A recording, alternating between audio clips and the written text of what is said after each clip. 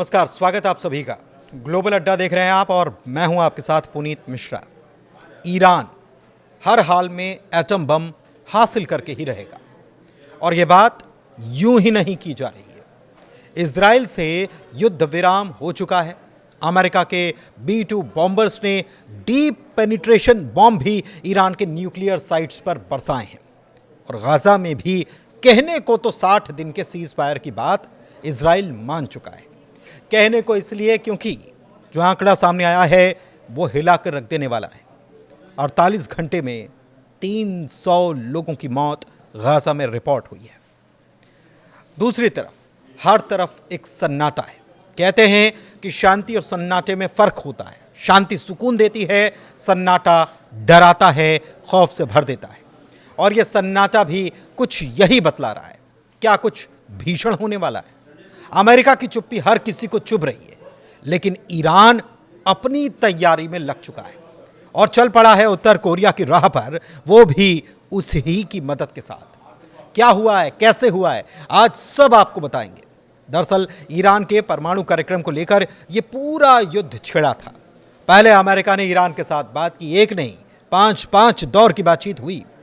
दूसरी तरफ इजराइल को हमला करने की हरी झंडी सरीखी थमा दी गई। किसकी तरफ से? अमेरिका की तरफ से। एक तरफ बातचीत, दूसरी तरफ हमला करने की हरी झंडी। इजराइल ने ईरान के परमाणु कार्यक्रम का बहाना बनाकर राइजिंग लायन ऑपरेशन छेड़ दिया। ईरान पर यकायक हमला बोल दिया। दुनिया को अमेरिका यह दिखा रहा था कि वो बातचीत कर शांति का रास्ता तलाश रहा है, लेकिन हुआ बिल्कुल उलट।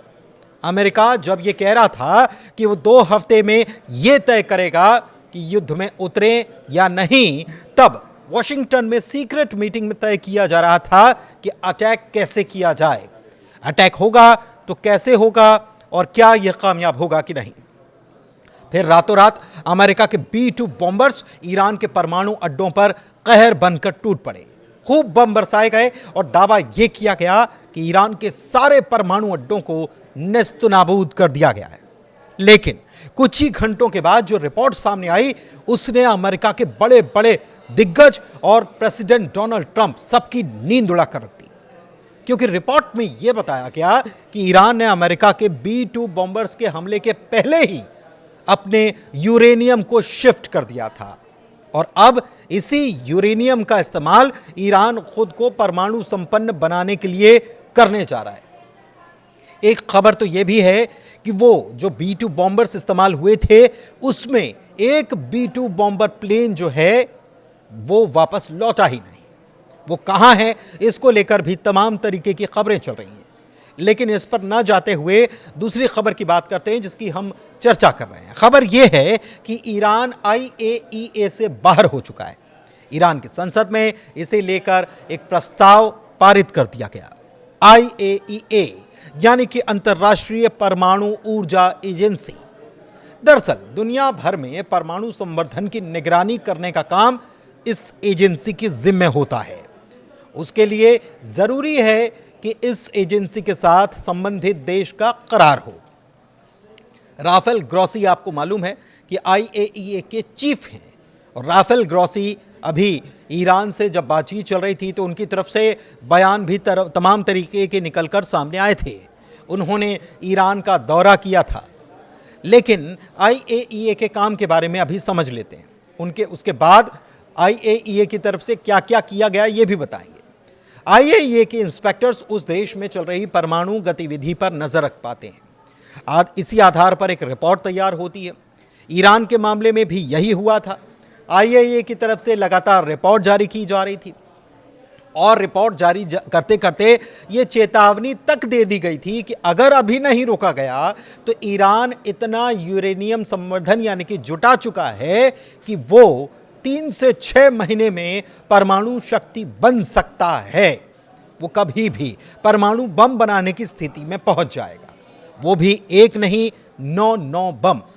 IAEA की इसी रिपोर्ट का हवाला देकर अमेरिका और इजराइल ईरान पर अपने परमाणु कार्यक्रम को सीमित करने या समाप्त करने का दबाव बनाने लगे। लेकिन जब इजराइल ने ईरान पर हमला बोला था, तभी ईरान के सांसद की तरफ से यह बयान निकलकर सामने आया था कि ईरान को IAEA से बाहर निकल जाना चाहिए, उसे छोड़ देना चाहिए। सबसे बड़ी बात तो यह है कि IAEA की तरफ से जब इजराइल ने ईरान के ऊपर हमला बोल दिया, तब IAEA की तरफ से यह कहा गया कि ईरान ऐसा कोई बम नहीं बना रहा था। ये बहुत हैरान कर देने वाली बात थी। दूसरी तरफ अमेरिकी खुफिया जो विभाग है, उसकी चीफ जो हैं, उनकी तरफ से भी एक बयान आया था और उन्होंने भी कहा था कि ईरान जो है वो ऐसा कुछ करने नहीं जा रहा था, यानी कि परमाणु बम नहीं बनाने जा रहा था। अब ईरान ने IAEA के साथ सहयोग ना करने का फैसला कर लिया है। इसके मायने क्या हैं, ये समझ लीजिए। कैसे सहयोग नहीं किया जाएगा, कैसे इससे बाहर निकला जाएगा। दरअसल परमाणु अप्रसार संधि आपने समझा होगा, सुना होगा इसका नाम। इसमें तमाम देश साझीदार हैं, इसका हिस्सा भी है। ईरान भी इसका हिस्सा है, लेकिन अब ईरान नहीं चाहता कि वो इसका हिस्सा आगे तक बना रहे। इसका सीधा मतलब ये कि IAEA के साथ वो नहीं रहेगा, और IAEA के साथ नहीं रहेगा तो IAEA के इंस्पेक्टर्स, जो कि ईरान के किसी भी न्यूक्लियर प्रोग्राम की चेकिंग कर लिया करते थे और उसी आधार पर रिपोर्ट बना दिया करते थे, वो ऐसा नहीं कर पाएंगे, वो चेकिंग नहीं कर पाएंगे। यानी कि ईरान के परमाणु प्रोग्राम पर किसी भी तरह की अंतर्राष्ट्रीय निगरानी नहीं हो पाएगी।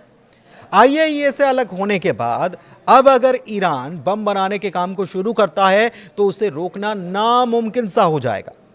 ऐसे में अगर IAEA को ईरान के किसी भी न्यूक्लियर साइट का निरीक्षण अगर करना भी है तो उसे ईरान की नेशनल सिक्योरिटी काउंसिल से बाकायदा परमिशन लेनी होगी। आपको बताएं कि उत्तर कोरिया का भी IAEA से कोई करार नहीं है, वो परमाणु अप्रसार संधि जो है उसका हिस्सा नहीं है। और यही वजह है कि साल 2006 में उत्तर कोरिया ने परमाणु परीक्षण कर सबको चौंकाया था। नॉर्थ कोरिया के किम जोंग की सबसे बड़ी ताकत उसके एटम बम है, वही एटम बम जिसके दम पर किम जोंग खुल्लम खुल्ला अमेरिका तक को धमकाने से पीछे नहीं हटते। अब अमेरिका के पूर्व NSA जॉन बोल्टन ने किम जोंग के एटमी प्लान को लेकर एक सनसनीखेज दावा कर दिया है। इसे लेकर बोल्टन ने एक नहीं बल्कि 4 बड़े बड़े दावे किए। दावा नंबर 1, ईरान के एटम बम वाले प्लान में किम जोंग का अहम रोल है। दावा नंबर 2 कि गुपचुप तरीके से ईरान की मदद करने का काम नॉर्थ कोरिया भी कर रहा है। नॉर्थ कोरिया में ईरान के परमाणु प्रोग्राम का एक हिस्सा मौजूद है, यह सबसे बड़ा दावा है। और चौथा दावा यह है कि नॉर्थ कोरिया में भी ईरान का अंडरग्राउंड परमाणु सेंटर है। एक इंटरव्यू के दौरान जॉन बोल्टन ने ईरान के परमाणु प्रोग्राम को लेकर कहा कि उनको यह सबसे बड़ी फिक्र है कि ईरान के परमाणु कार्यक्रम के कुछ हिस्से उत्तर कोरिया के एक पहाड़ के नीचे भी हैं, और यह बहुत चौंकाने वाली जानकारी है। जॉन बोल्टन का दावा यही है कि नॉर्थ कोरिया के अंदर भी ईरान के परमाणु प्रोग्राम का एक हिस्सा है। दूसरी तरफ एंजेलो स्टेट यूनिवर्सिटी में प्रोफेसर ब्रूस बैक्टोल ये मानते हैं कि ईरान के परमाणु प्रोग्राम के पीछे नॉर्थ कोरिया का एक बड़ा हाथ है। वो दरअसल एक स्पेशलिस्ट हैं और नॉर्थ कोरिया पर कई सारी किताबें भी उन्होंने लिखी। बैक्टोल के माने तो ईरान को यूरेनियम की सप्लाई नॉर्थ कोरिया से हुई, और यही नहीं, ईरान के 3 अंडरग्राउंड परमाणु सेंटर फोर्दो, नातांज और इस्फहान को बनाने में भी नॉर्थ कोरिया ने ही मदद की थी। अब नॉर्थ कोरिया की पूरी कोशिश है कि ईरान जल्द से जल्द परमाणु बम बनाने में कामयाब हो जाए। बड़ी बात यह है कि साल 2003 में नॉर्थ कोरिया परमाणु अप्रसार संधि से बाहर आ गया था, और इसके 3 साल के भीतर ही उसने परमाणु परीक्षण कर दुनिया को हिला कर रख दिया था। अब सवाल यह है कि ईरान के पास मौजूद 400 किलो यूरेनियम कहां है?